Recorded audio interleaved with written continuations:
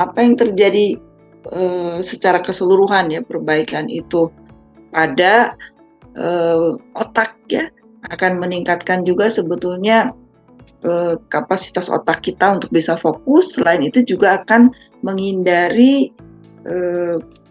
terjadinya gangguan insomnia ya. Jadi mengurangi juga resiko kepikunan ya. Itu salah satu yang dapat dirasakan jika kita melaksanakan puasa ya pada otak. Jadi otak kita akan lebih teratur dalam melaksanakan fungsinya ya. Sehingga untuk pengaturan sistem yang lainnya juga menjadi lebih baik ketika otak kita berfungsi dengan baik, dengan normal. Lalu skin ya, pada kulit tadi sudah dijelaskan secara umum. Nah, kulit itu adalah organ yang paling luas di tubuh kita, itu adalah kulit ya, begitu. Apa manfaatnya? Jadi ketika puasa kita benar, biasanya akan berkurang tuh risiko munculnya jerawat ya, atau gangguan lain lah, inflamasi di situ ya, terjadi abses dan sebagainya, itu akan berkurang jika puasanya benar ya. Ketika iftar tidak dimulai dengan yang goreng-goreng dulu begitu ya.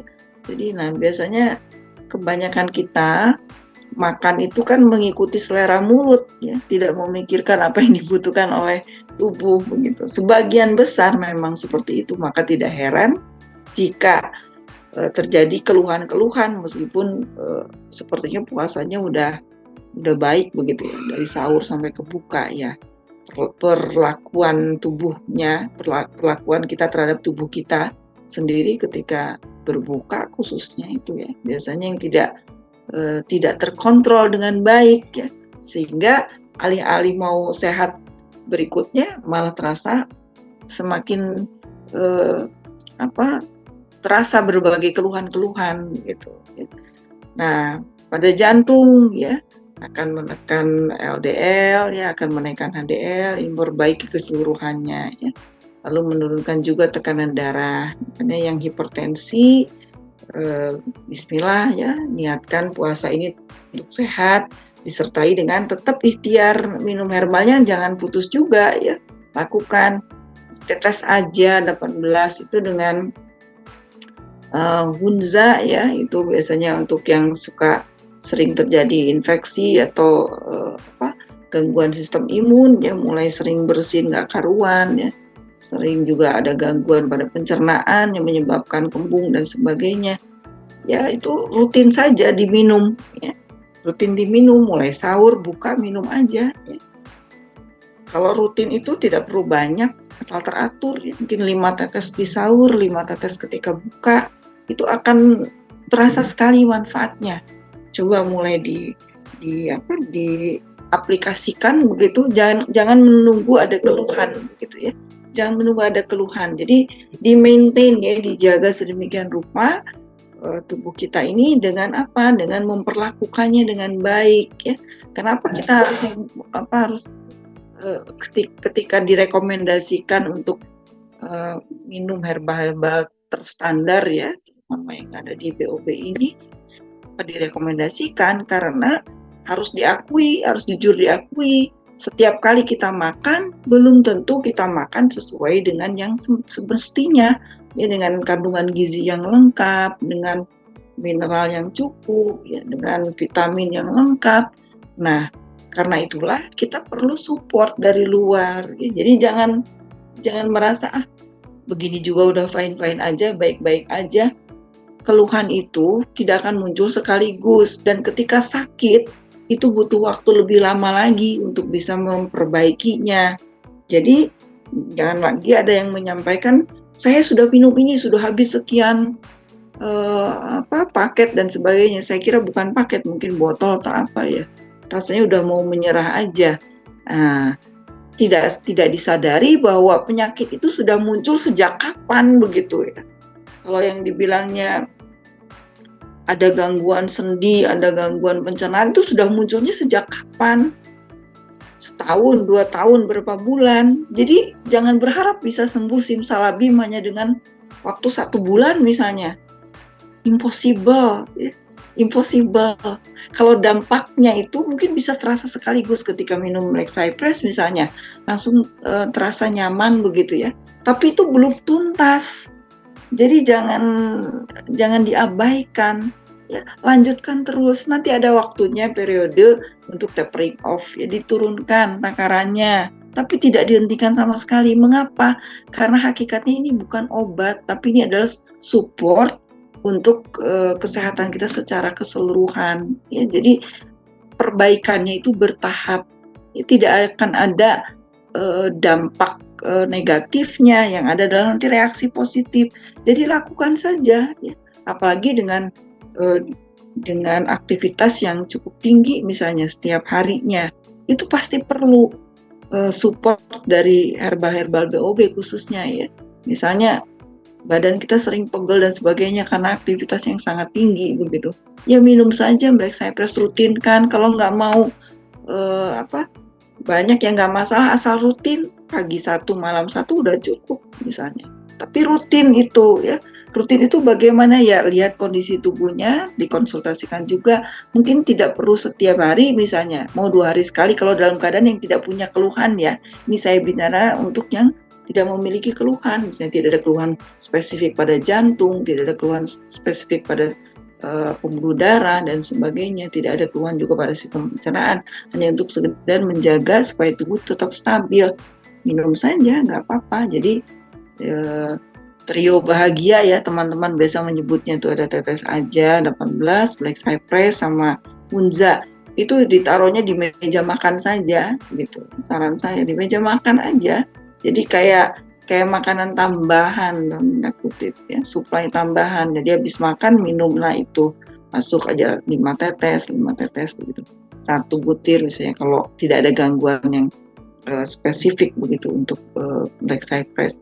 Itu sangat bagus ya, terutama untuk kesehatan jantung. Ya jantung itu panjang kalau bicara, nanti ada kaitannya dengan pembuluh darah, dengan sel darahnya itu sendiri. Jadi dan kita tahu jantung ini kan nggak ada holiday-nya ya bekerjanya ya, nggak ada cuti bersamanya, nggak kebayang ya kalau kerja jantung ada holiday-nya gitu. Karena capek jantungnya mau istirahat dulu lah, nggak bisa ya.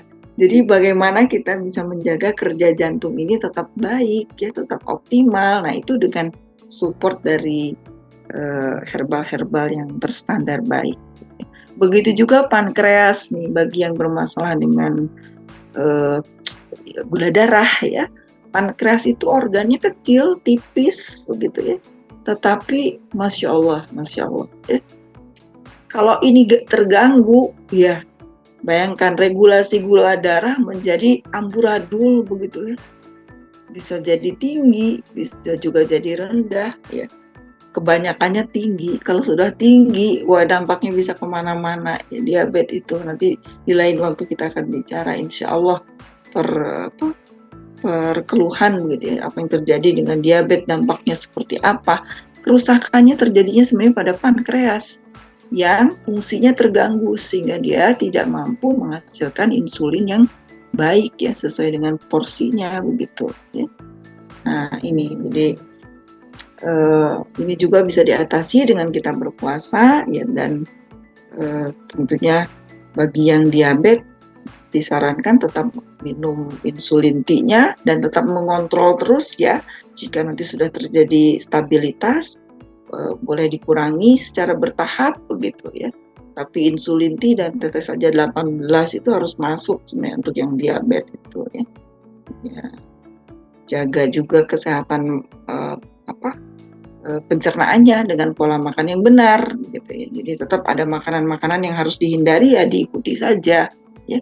Mulai mengurangi konsumsi karbohidrat yang tinggi begitu ya. Karbohidrat itu kan adanya di banyak makanan ya, yang kita tahu mungkin cuma dari nasi, padahal nasi, tepung, di gulanya itu sendiri itu semua karbohidrat semua di situ. Jadi